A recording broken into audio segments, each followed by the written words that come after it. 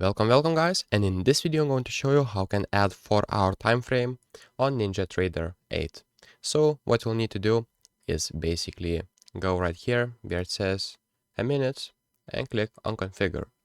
After that you want to make sure it is minutes and click on add.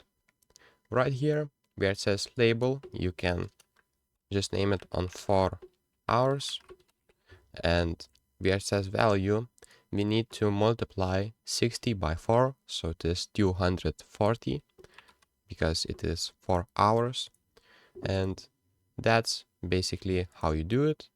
Right now if you want to select 4 hours, just go right here and you'll see the 4 hours. And that's pretty much it, guys. If this video was helpful, please make sure to subscribe to Guide to Everything, comment down below for the algorithm, and see you in the next one.